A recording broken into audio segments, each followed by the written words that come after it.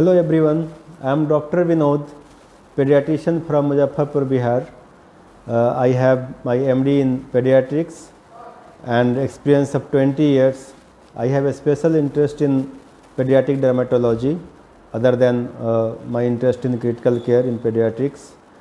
Today we will discuss one important topic called atopic dermatitis. This is one of the most common pediatric problem which occurs right from infancy up to children and adult age, and this is most commonly seen in pediatric OPD patients.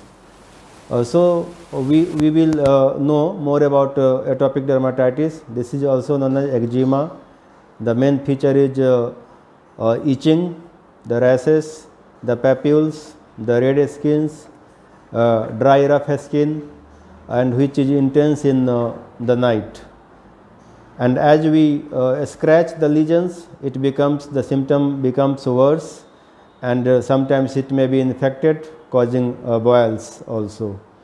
So the cause is not definitely known, but allergic response and genetic factors are more important. There is family history of atopy. As we all know, atopy is allergic phenomenon, and it happens in the family.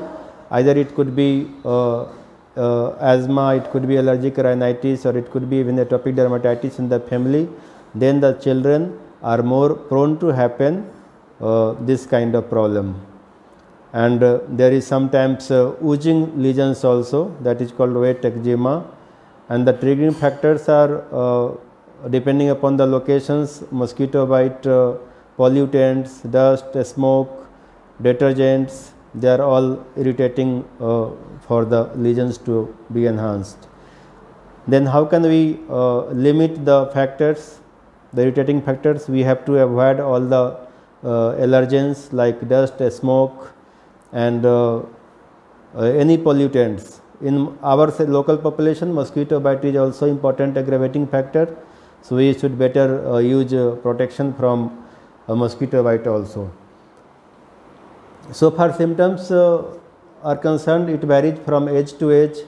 In infancy, it is mostly on the cheeks and frontal part of the hands and leg, scalp, but in children and adults more are on the back area and flexural areas like elbow, knee, forearm, etc.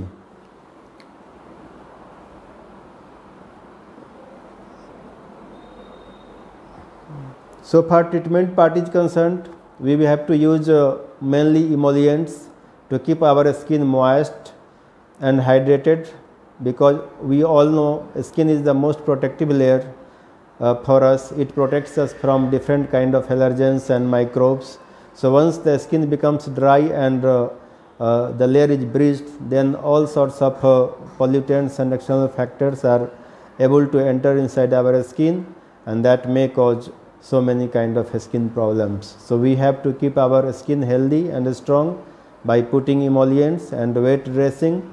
We just advise our patients to have a bath, and then when the skin is moist, then keep it mopped by the cloth, and then use hydrated emollients and proper wet dressing. That will help reducing the itching as well as keep the skin healthy, and further aggravation of the symptoms will not be there. Besides that, we will use certain anti-allergic medications like levocetirizine that will give some symptomatic relief. And so far diagnosis is concerned, differential diagnosis, the most confusing one is sometimes scabies, because that is also itching lesions, papules, and that also increases in intensity at night. But in case of atopic dermatitis, you will get the history of such features in family, but not simultaneously. Maybe childhood history you will get, or maybe that family may have members may have some kind of problem.